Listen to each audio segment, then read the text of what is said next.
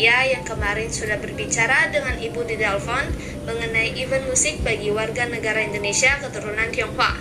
Sebelumnya terima kasih banyak ya Bu sudah bersedia meluangkan waktunya untuk berbicara dengan saya. Jadi saya lanjutkan ya Bu pembahasan kita yang kemarin. Seperti yang kita ketahui bahwa negara Tiongkok menjadi negara dengan penduduk terbanyak ke-1 di dunia. Hal ini bisa kita lihat bahwa di berbagai belahan dunia pasti terdapat orang Tionghoa yang menempati negara tersebut, dan Indonesia menjadi salah satunya.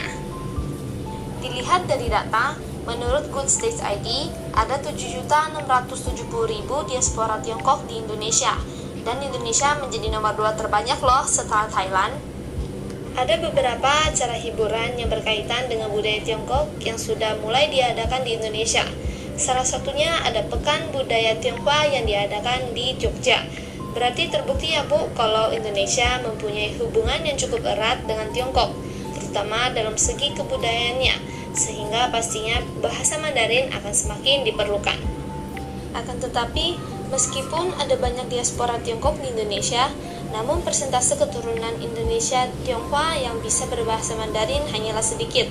Berdasarkan data dari idqra.com, persentase orang keturunan Indonesia Tionghoa yang bisa berbahasa Mandarin paling sekitar kurang lebih 10%, dan rata-rata adalah orang lansia atau orang tua. Dan terdapat banyak kendala bagi orang-orang dalam mempelajari bahasa Mandarin. Jika dilansir dari artikel theconversation.com, salah satu penyebabnya adalah Indonesia belum mampu menciptakan lingkungan yang kondusif untuk belajar bahasa Mandarin, sebagian besar karena alasan politik. Hal ini dimulai dari rezim otoriter Orde Baru Indonesia di bawah pimpinan Presiden Soeharto yang memutuskan untuk membekukan hubungan dengan Tiongkok pada tahun 1967 dalam upaya untuk menahan penyebaran komunisme. Hal ini mengakibatkan penurunan kemampuan bahasa Mandarin di antara etnis Tionghoa di Indonesia, karena mereka percaya di Indonesia mempelajari bahasa Mandarin sudah tidak berguna lagi. Kemudian, dalam artikel tersebut, ada seorang yang bernama Willy Berlian. Beliau merupakan Ketua Federasi Pendidikan Bahasa Mandarin Indonesia. Ia mengatakan, meski sistem sekolah formal telah menambahkan pendidikan bahasa Mandarin dan memasukkan bahasa Mandarin ke dalam pelajaran bahasa asing, namun masih tetap sulit mengintegrasikan pendidikan bahasa Mandarin ke dalam sistem pendidikan Indonesia. Hal ini dikarenakan tidak ada aturan standar yang ditetapkan oleh lembaga-lembaga bahasa Mandarin di Indonesia. Selain itu, kurangnya tenaga pengajar juga menghambat pengajaran bahasa Mandarin di sekolah-sekolah umum di Indonesia.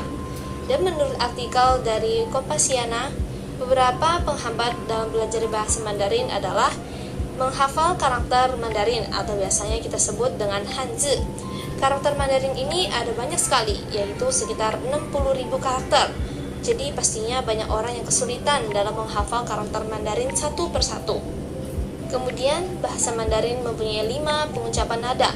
Jika nadanya salah diucapkan, maka artinya pun juga bisa berbeda. Iya nih Bu, jadi karena alasan-alasan tersebut, di Indonesia hanya sedikit orang yang bisa berbahasa Mandarin, sekalipun ia merupakan keturunan Tionghoa. Oleh karena itu, dalam acara event musik ini, konsep yang saya ingin lakukan adalah memadukan kebudayaan dari Indonesia dan Tiongkok dengan cara, misalnya, nuansa panggung dibuat bernuansa Bali agar tidak menghilangkan citra Indonesia sekaligus memperkenalkan budaya Indonesia kepada artis pendatang Tiongkok, dan bagi warga negara Indonesia juga bisa mengetahui kebudayaan Tiongkok. Lalu untuk artis Indonesia mungkin bisa menyanyikan lagu bahasa Mandarin, dan artis dari Tiongkok bisa menyanyikan lagu Indonesia sebagai tanda pertukaran budaya Indonesia dengan Tiongkok. Dengan demikian bisa mempererat hubungan bilateral Indonesia dengan Tiongkok, khususnya dalam bidang kebudayaan. Sampai di sini bagaimana menurut pendapat Ibu mengenai ide dan konsepnya? Baik Bu, terima kasih. Kalau begitu saya lanjut lagi ya. Di sini saya akan membantu Ibu untuk menjadi translator untuk menerjemahkan informasi tentang konser musik di Indonesia ke dalam bahasa Mandarin, agar kedua belah pihak bisa saling mengetahui informasi mengenai acara yang akan diselenggarakan. Kemudian saya juga akan membantu mengkoordinasikan dengan promotor lokal agar acara dapat berjalan dengan lancar tanpa ada kendala bahasa. Dan yang terakhir, saya akan memberikan bantuan dalam negosiasi kontrak dengan artis Tiongkok. Saya baca di website kalau Ibu ingin mengundang beberapa bintang tamu langsung dari sana kan ya? Salah satunya ada Anita Wong bukan?